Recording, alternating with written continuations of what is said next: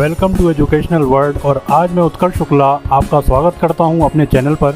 आज का जो हमारा एक्सपर्ट टॉक का सेशन है वो बहुत ही ज़्यादा इम्पॉर्टेंट होने वाला है, क्योंकि हमारे साथ जुड़ने वाले हैं एक वरिष्ठ अधिवक्ता श्री अरुण अवस्थी सर, जो आपको बताएंगे कि लॉ के क्षेत्र में एक जो छात्र होते हैं वो किस तरह से अपना जो कैरियर है उसको बिल्ड कर सकते हैं, और लॉ के क्षेत्र में आने के बाद उनके लिए कैरियर अपॉर्चुनिटीज़ जो हैं बढ़ जाती हैं और क्या क्या संभावनाएं होती हैं। तो चलिए आइए जानते हैं महत्वपूर्ण विचारों को। अरुण के लिए न्यायिक प्रक्रिया की महती भूमिका होती है, और मैं ये समझता हूँ कि चाहे जितना सफल कंट्री क्यों ना हो, लेकिन न्याय की प्रक्रिया अगर सही नहीं है तो उसको लोगों को न्याय से वंचित होना पड़ता है। हमारा कॉन्स्टिट्यूशन जो है हिंदुस्तान में, उसके लिए हम लोगों की ज़रूरी है कि हम लोग आगे से आगे आए और इस क्षेत्र में बढ़कर आएँ और हिस्सा लें।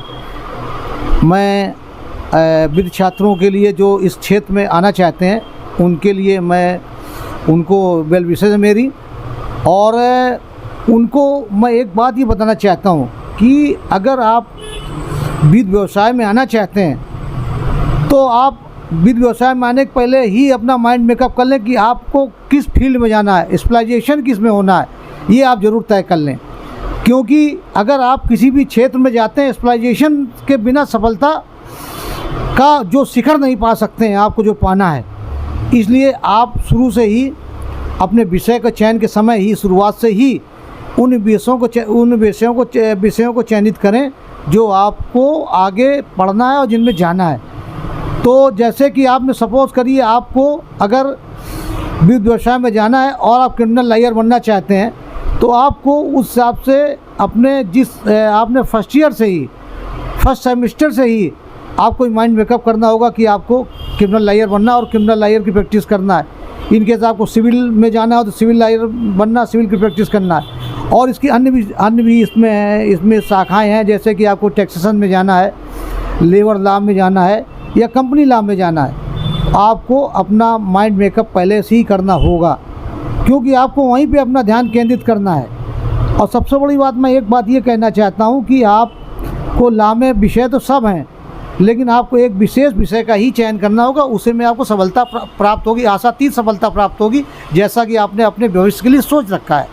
तो सबसे पहले मैं एक चीज़ मैं और कहना चाहता हूँ कि सबसे बड़ी बात वकालत के पेशे में समर्पण है।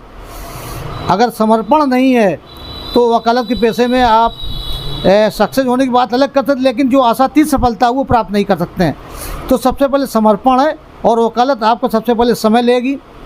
आपका वकालत इम्तिहान लेती है, ज़िंदगी जिस प्रकार कहते हैं ज़िंदगी एक इम्तिहान लेती है, वकालत भी एक इम्तिहान लेती है, और आपके शुरुआती कुछ साल आपसे लेगी आपके जीवन के, लेकिन अगर आप आगे निकल गए तो आपको बहुत कुछ देगी जीवन में।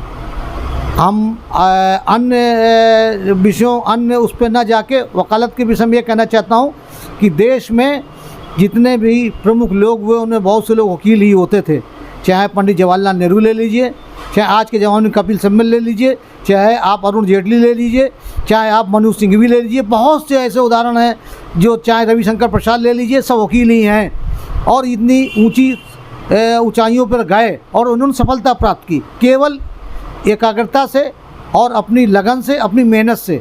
तो मैं आप लोगों को ये विश्वास दिलाना चाहता हूँ कि वकालत में अगर आपने पूरा अपना समर्पण दिया, समर्पित भाव दिया, अपना समय दिया, तो आप निश्चित रूप से सफलता उसमें प्राप्त करेंगे, इसमें नो डाउट है। लेकिन आपको इसके साथ दो काम करने होंगे।